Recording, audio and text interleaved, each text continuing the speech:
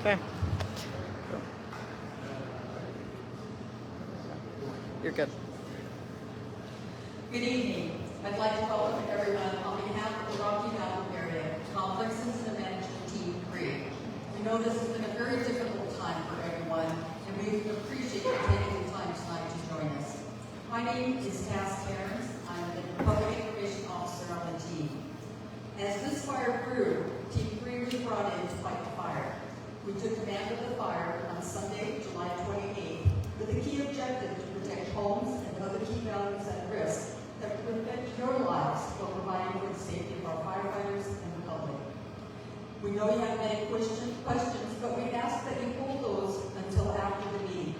We will have representatives from all agencies associated with this fire at tables around the room, so you can have the opportunity to talk about your questions on a one-on-one basis. This meeting is live streaming and will be available afterwards on the Idaho Department of Land's webpage. Tonight we will hear from our incident management team, meteorologist and operations section chief. In addition, we will hear from agency representatives from the Nez Perce Tribe, Bureau of Indian Affairs, Nez Perce National Historic Park, Idaho Department of Lands, Nez Perce Tribal Police, Nez Perce County Sheriff, Leda County Sheriff, Idaho State Fire Marshal's Office, Idaho Transportation Department, and the American Red Cross. With that, I'm going to turn the mic over to Spencer Tangent, our incident meteorologist. Hey, good evening. I'm Spencer Tangent, the incident meteorologist. So just a little bit about incident meteorologist, or IMEX as we're sometimes called. I'm from the National Weather Service, so our job is to go out with teams on large incidents to help support firefighters. So we provide weather forecasts to firefighters, and our job is to help keep them safe and help them perform their functions. So first I'll start out by talking about what weather we've experienced recently. So, yesterday we saw that cool weather system move through that brought us temperatures about 5 to 10 degrees below normal, as well as rain earlier in the morning yesterday. So the weather station that we set up near the fire, we picked up almost a quarter inch of rain, so that was really beneficial. And then throughout the day we saw lots of clouds, higher humidity, and cool temperatures. So today, we've switched our weather pattern essentially. So we're seeing a large ridge of high pressure build into the area, and so that's going to bring us hot temperatures. That's going to continue tomorrow and into Friday especially. So on Friday, we're going to see that ridge reach its peak strength. And so on this weather graph, weather matrix I've set up here, you see a lot of red up here. So that's indicating hot temperatures basically through the end of the week and into the weekend. And so on Friday, we're actually expecting highs to reach about 105 to 110, especially down in the lower elevations, maybe a couple degrees cooler up here. But it's going to be very, very hot once again. We're going to see humidities trend down to around 15 to 20%. So becoming very dry as it heats up. So as we get into the weekend, Saturday into the next week, we've seen temperatures come down a couple degrees. Basically, the ridge is going to shift east a little bit, or cool just a couple degrees, but it's still going to be pretty hot. So on top of that, as that ridge shifts east, we're going to start to see moisture work its way up from the south. And so that's going to bring us another slight chance of showers and thunderstorms starting Saturday and going into early next week. So in addition to threat of lightning, we're also going to see a threat of gusty winds from thunderstorms.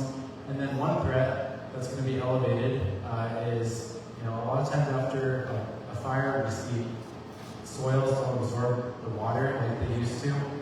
So we're going to have an increased risk of flash flooding and debris flow if we get heavy rain from thunderstorms. So that's going to be something we're going to be monitoring. And that typically lasts for a season or two, so that could be around for quite a while. Outside of any gusty thunderstorm winds, we're expecting pretty typical winds for this time of year through the end of the week and into the weekend. So thanks and have a great evening.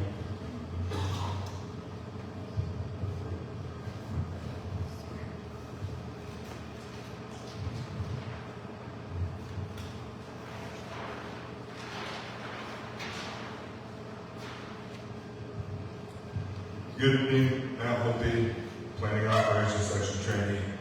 What I do is help develop a plan and strategy to support our values and risks that we've helped to identify and prioritize with our local agency administrators. So, an update on the fire. We're looking really good, really doubled down on our efforts going around the fire. We've really worked to mop up, go through and mix water with the heat and everything, and really secure these lines. We're looking really good. Tomorrow morning we should be seeing some more containment on the fire. Really our only problem area the last few days has been up in Pine Tree, but that's starting to come together and look really good as well. Some of the bigger challenges that we've had throughout this fire is we're in PO5 nationally, which is the highest preparedness level we can be in. So really what we're struggling with is getting the resources that we needed. So it's been a challenge to do that. But none of this would have been possible without the package of the local administrators and agencies setting us up for success.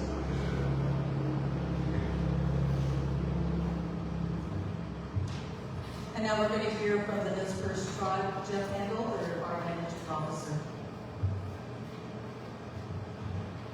Good evening, everyone. I'm Jeff Handel. I'm the Fire Management Officer from the dispersed tribe, basically as a fire warden tribe. Back in that department. Okay, so what I'm going to do is just kind of talk a little bit about the night this started. You probably have a lot of questions about that. So I was there, and my folks were there, so we'll just talk about that a little bit. Everybody remember the 24th? The storm that came through? There was a whole bunch of lightning, really dry lightning. It started a lot of fires throughout the region.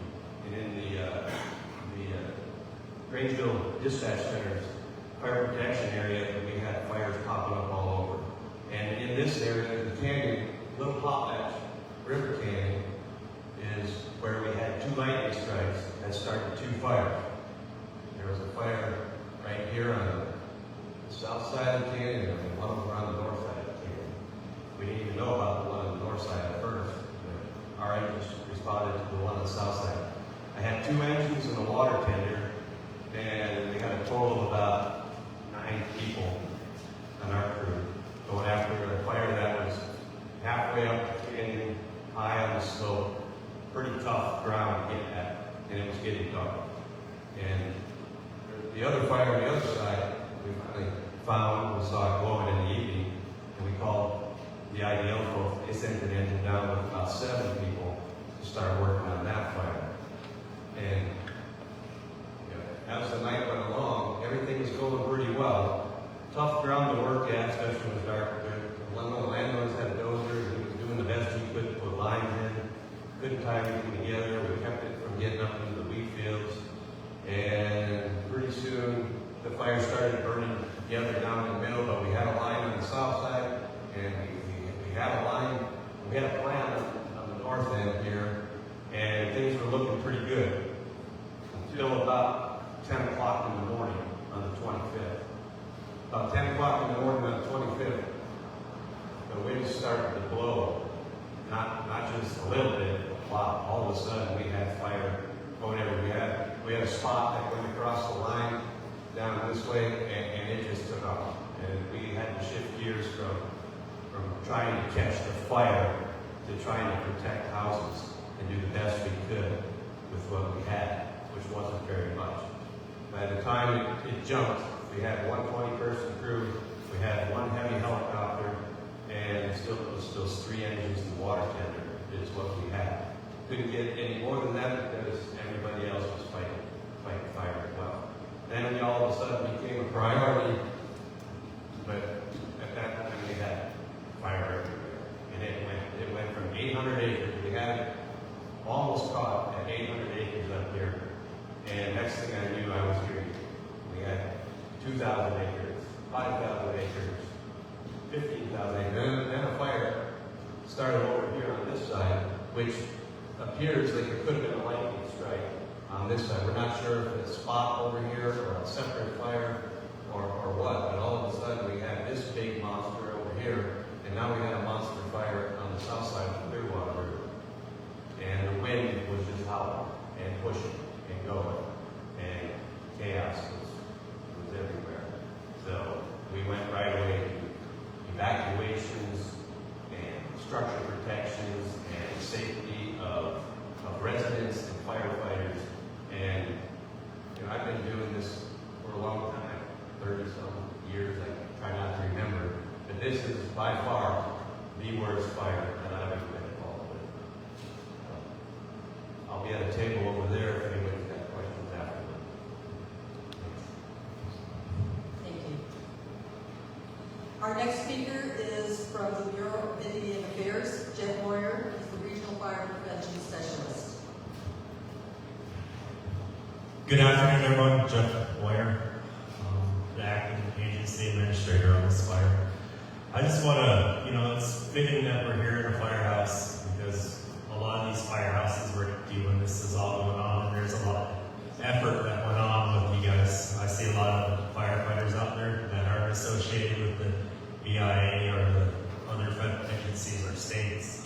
You guys are the backbone, and you guys are really crucial to the operation. I just want to thank you guys, the BIA and the tribe.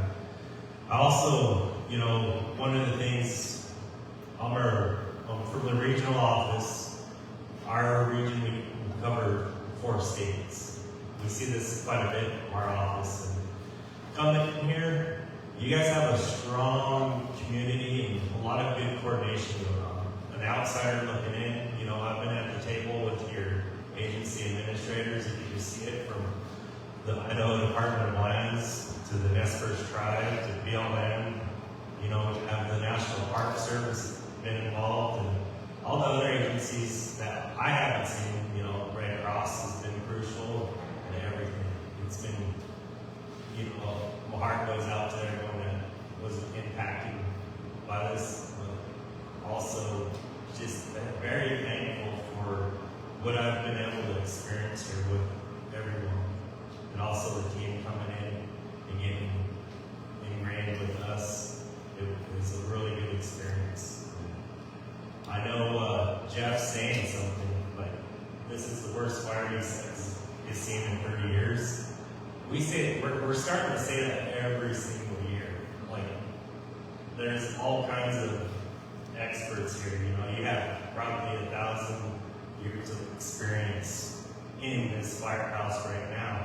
And we're seeing stuff that we've never seen before, and we just have to be really cautious because we have a whole another month to get through this, at least. So I encourage folks at home to really think about stuff like Firewise, taking care of that first 30 feet of your home and that first 5 feet. That's really important that we take care of that kind of stuff. Thank you. Thank you.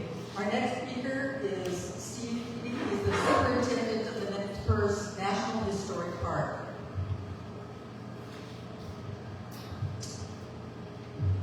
Hi, I'm Steve Fee, superintendent of Nez Perce National Historic Park. Initially, when this whole thing started, we were really worried about it coming and hitting us. And so one of the things we did, we have our museum collection, which has all kinds of artifacts and other things in it. We also have a brand new exhibit that we just installed on the 31st of May. And it's great, it's wonderful. All that went into the vault. So we said, it could be coming. We need to protect this stuff. It's irreplaceable.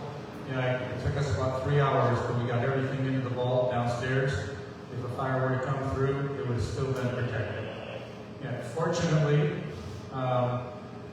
you folks and folks in this room ended up being able to stop the fire before it got to us, and we were able to get into the motive. So what can we do to help? And we've been doing that ever since as best we can. One thing I'd like to offer to anybody and all of you is if you have some items that are historically significant, irreplaceable, we would be willing to house those things in our museum collection vault. Temporarily, until you can get back to your house or whatever it is. There's people carrying stuff around in the back of their car right now, headrests, all kinds of different things, beadwork. We hold it for you, keep it safe. When you want it back, we'll get it back to you, and go from there. So if you know somebody in that situation, let us know, get a hold of me. I'll be at the table right over here. Just call the park, 208-843-7001. You can find us. But I wish the best to all of you. This is an amazing community, and we're glad that you be a part of it. Thank you. Thank you. Our next speaker is from the Idaho Department of Lands, Chris Schroeder, with Area Manager. Hi, I'm Chris Schroeder, Area Manager for the Ponderosa Supervisory Area, and our field office is located in Deary right here. The Department of Lands, we have fire suppression responsibility on state and private forest lands, and we're an initial attack organization. That means we're staffed to jump on fires, keep them small, and put them out. When that doesn't work, that's when we call in the professionals, the team here. The team called in the Northern Rockies number 3 team, or not Northern Rockies, Rocky Mountain 3 team. They've been very professional, and they responded to all of our requests, and we're very grateful that they're here. When the fires get big like this, we just don't have the local resources to manage it. So we bring these guys in, and we charge them with, we delegate authorities to manage the fire. And what that does is it releases us so we can go do initial attack, further initial attack. And all this started with a big lightning storm. And we had, that night we had 10 or 12 fires we were working on putting out. And so we really couldn't do it without them. And yeah, I don't know what else to say, so I'm just going to pass it on. Thanks. Thanks, Chris. Chief Benson with the First Tribal Police.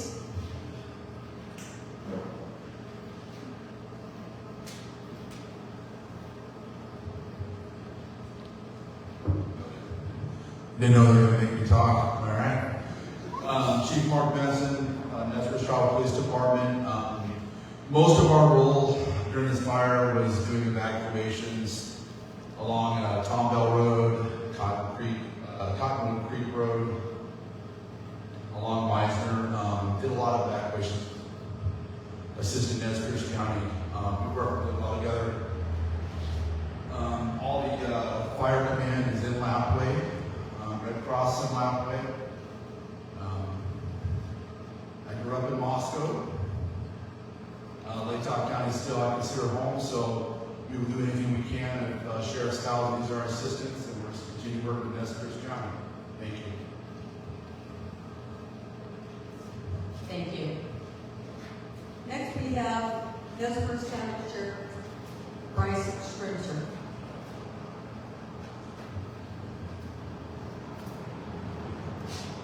Thank you very much for coming.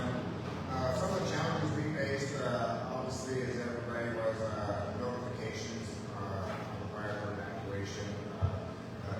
Chief Deputy Mike and I were in contact constantly on which way the wind was going and where we needed to be going, and he was in contact with the deputies, and that's what we're trying to police. Not just one agency can cover that much ground as fast as it's going. It takes everybody to do that, so I'm very thankful for the tribe and helping us with that. Looking back on it, the amount of acres that we covered as fast as it did through all the residential and everything, looking back, we very thankful we didn't have any casualties. A lot of those driveways were one way in, one way out, and the fire was coming from that direction. And so I thank everybody for the notifications as quick as they got out. They turned out the best that it could. This evening we'll probably be lifting level 1 notification that we have on outside the fire. I feel very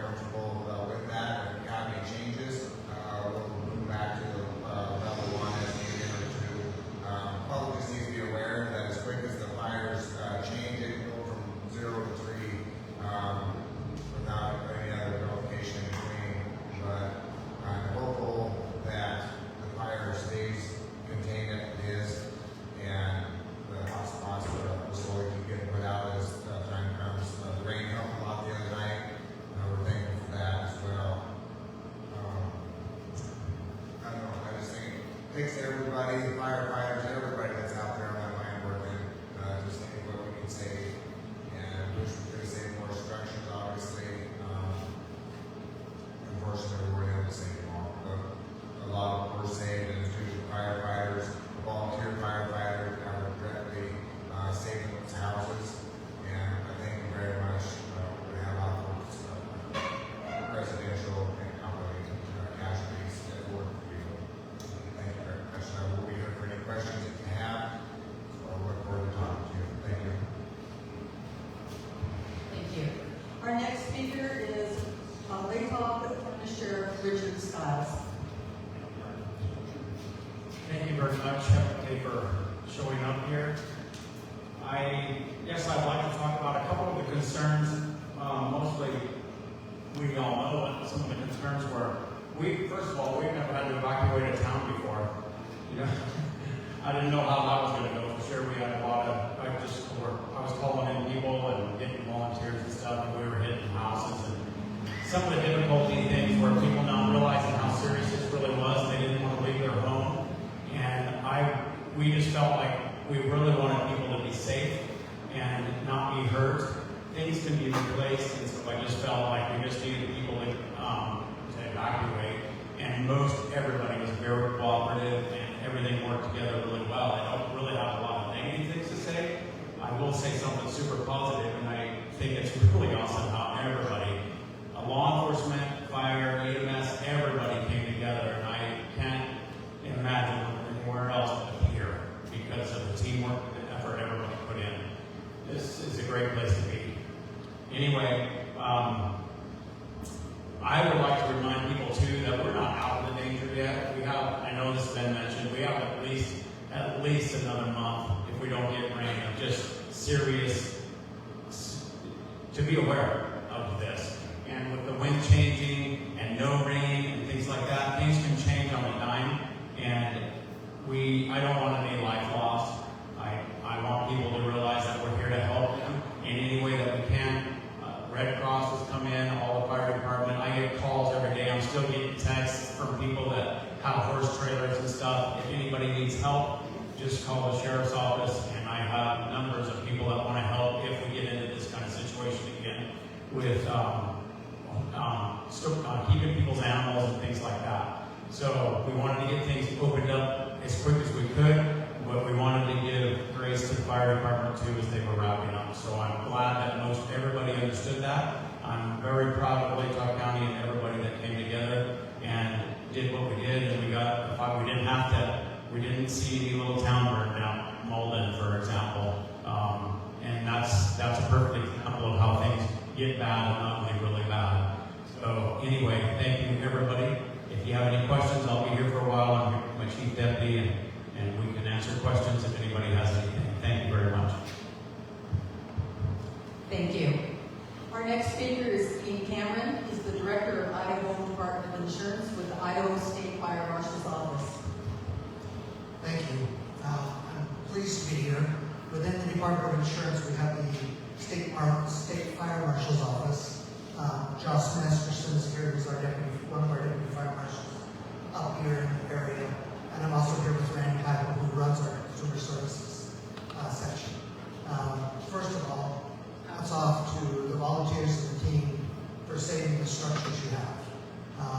You really have done a tremendous job.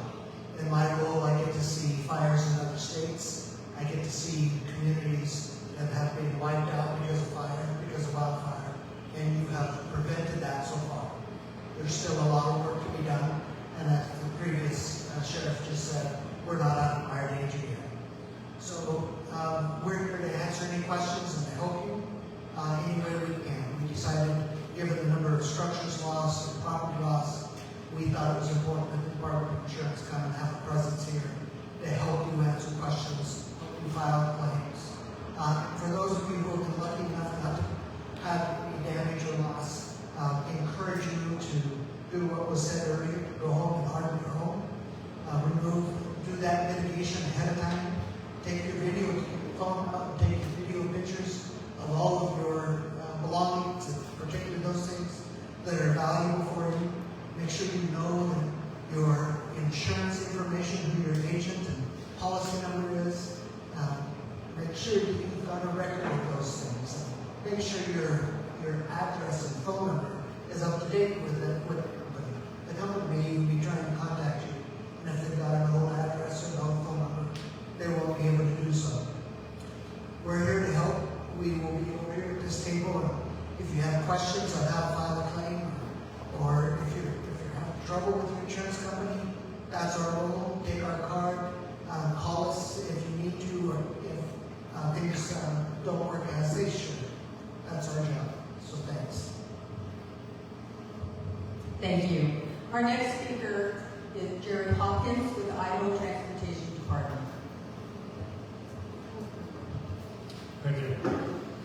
I'm the Traffic and Operations Engineering Manager for FTD out of Lewiston. And currently all of the highways are open. I just want to let everybody know the road closures are very dynamic. Even not due to fire, but it could be due to trees or rock slides in the coming days and weeks. So the best source is to just monitor our website at 511.idaho.gov. That will give you the most up-to-date road closure information. And like I said, we have Highway 3 and Highway 12 are both open with caution though. There has been a lot of rock fall, especially on Highway 12. We have a snowplow driver just making non-stop runs, 10 miles down, turn around, come back, and every run he's bumping rocks off the road. Mostly it's golf ball size to softball size, but there is rocks every single run. They're running all night, all day. They'll continue to do that until it starts to run. But we're asking everyone to be cautious in that area. There's still crews out there working. My guys are clearing trees and branches out of the ditch. They're clearing rocks. There's still fire crews. Power companies are restoring power. So there's still a lot of work going on, a lot of people out there. So be cautious, and we're kind of advising everyone to travel at 45 miles an hour and just be alert. Thank you. Thank you. Now we'll be hearing from Jennifer Beaver with the American Red Cross. Hello, I'm the Disaster Program Manager for Idaho and East Oregon. Been here since this past Friday night. And at this point, we are still functioning out of the United Methodist Church site with the Nez Perce tribe.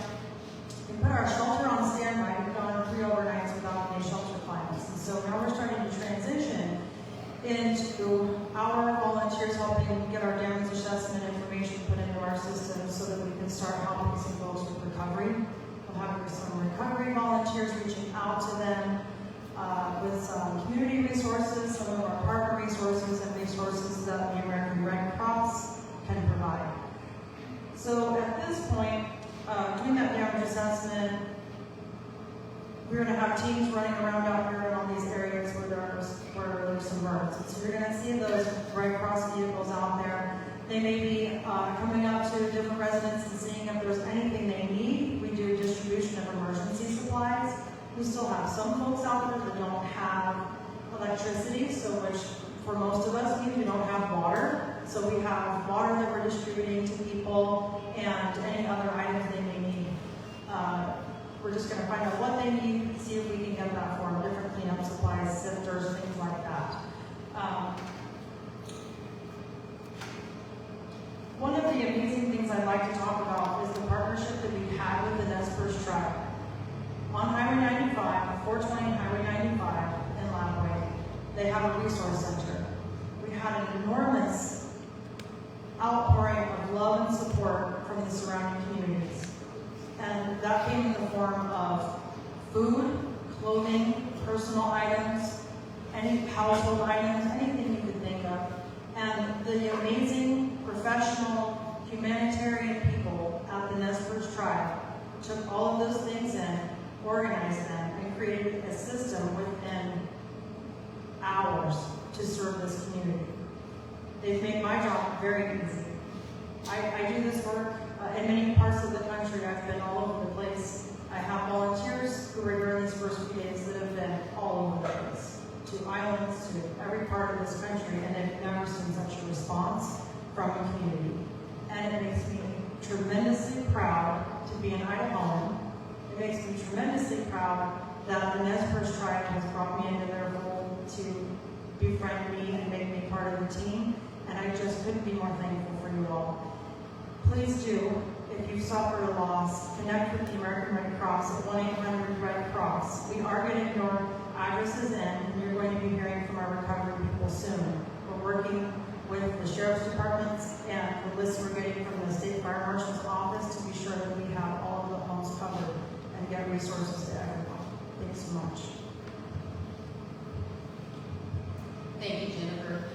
So from our Facebook comments, we're getting a lot of questions about those without power and would like to get some information. Our teams, one of our liaison officers, Kara Zorin, will try to help give some information at this point. Hi, I'm Carrie Zorno. I am the liaison for Rocky Mountain Team 3. And Avista, if you have power with Avista, you should have all your power back by now. The Coyote Creek was said to have gotten power back yesterday. Myrtle got it back today. They're doing reconstruction for Cottonwood Gulch. And on Highway 3 tomorrow, there will be some work done by helicopter in part of that reconstruction.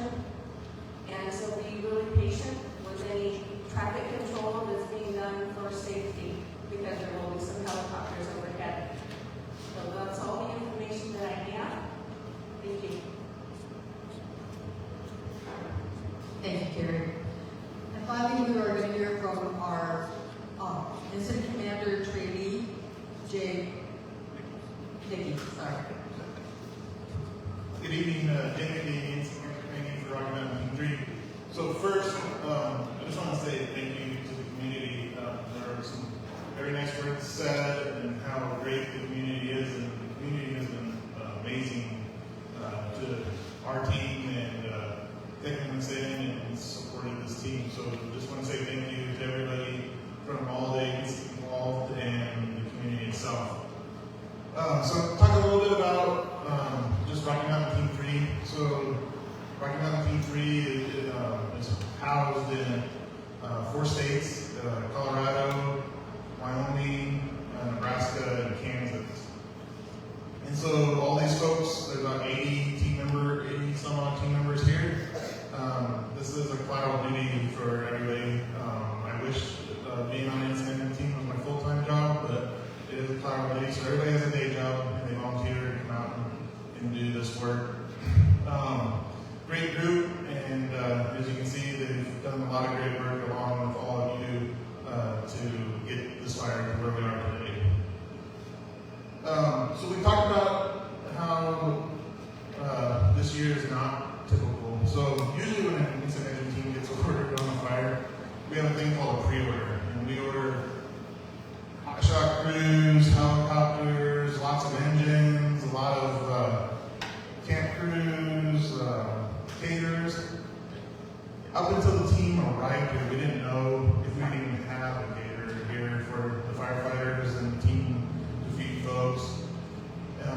We got no shot crews. The shot crew that was here was already here. So it's just, and we talked about before, it's not a typical year with it being in PL5 and everything that's going on across the country. It's been a tough year on all the firefighters, and we're not even close to being done yet. We got at least 2 more months of fire season, and that's if it ends when it's typically supposed to, right?